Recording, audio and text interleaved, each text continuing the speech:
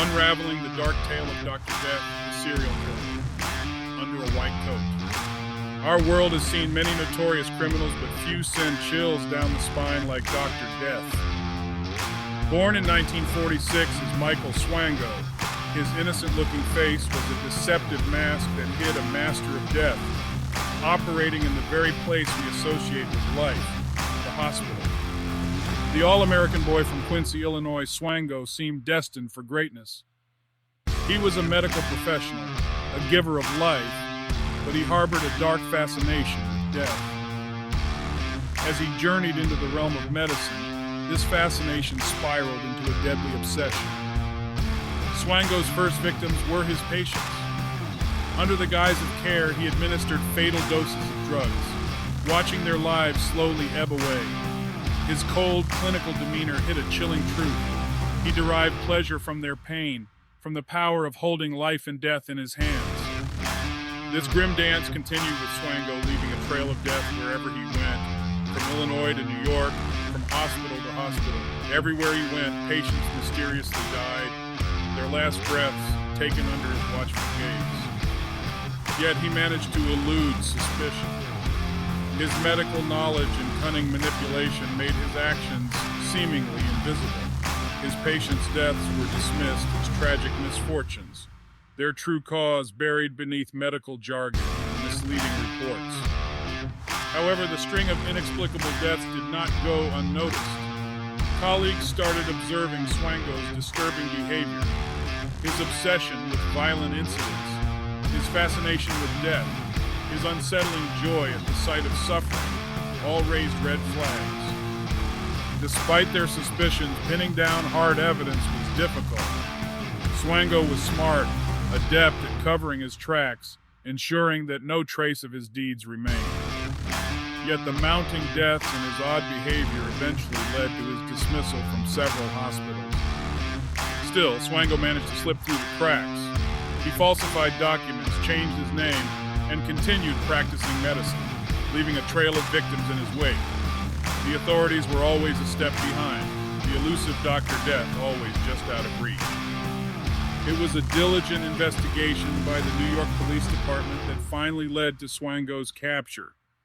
After an extensive search of his home, they discovered incriminating evidence, including detailed diaries documenting his gruesome acts. Swango was arrested in 1997. His reign of terror finally at an end. The trial that followed had the world on edge, their eyes fixed on the doctor-turned-killer. Amid a storm of media frenzy, the gruesome details of Swango's crimes were revealed. The courtroom was filled with an eerie sense of disbelief as the extent of Swango's crimes was unveiled. The man who was supposed to save lives had taken them instead. The verdict was unanimous, guilty. Swango was sentenced to life imprisonment without the possibility of parole. Despite his conviction, Swango remained unrepentant. He maintained his innocence till the very end, refusing to acknowledge his crimes. His lack of remorse only further cemented his image as one of history's most chilling serial killers. Locked away behind bars, Swango spent his days in solitary confinement, his world reduced to a small cell. His days of wielding power were long gone, his destiny now controlled by the very system he had so skillfully manipulated. In 2019, Swango met death, not as a deliverer, but as a recipient. Stricken by cancer, he died in the same manner he had killed, slowly and painfully. Ironically, the man who had once decided the fate of others could not escape his own. In the end, Dr. Death's story serves as a chilling reminder of the darkness that can lurk beneath the most unsuspecting facades. His tale is a stark warning to always be vigilant, for monsters don't always hide in the shadows. Sometimes they walk among us, cloaked in white coats. It also highlights the importance of accountability within the medical profession. Swango's case forced the medical community to address its flaws and implement stricter regulations to prevent such incidents from happening again. The tale of Dr. Death is one of horror and disbelief, a chilling example of what happens when trust is betrayed and power is abused. It reminds us that even the most sacred of places, like hospitals, can turn into hunting grounds for those with evil intent. In the end, justice was served.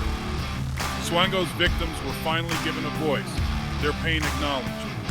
The legacy of their untimely death serves as a poignant reminder of the dangers hidden beneath the surface, a lesson we must take to heart. As we conclude this dark journey into the life of Dr. Death, we must remember the victims whose lives were ruthlessly cut short. They are the true protagonists of this story, their memory a beacon of resilience and hope in the face of unimaginable horror. Like and subscribe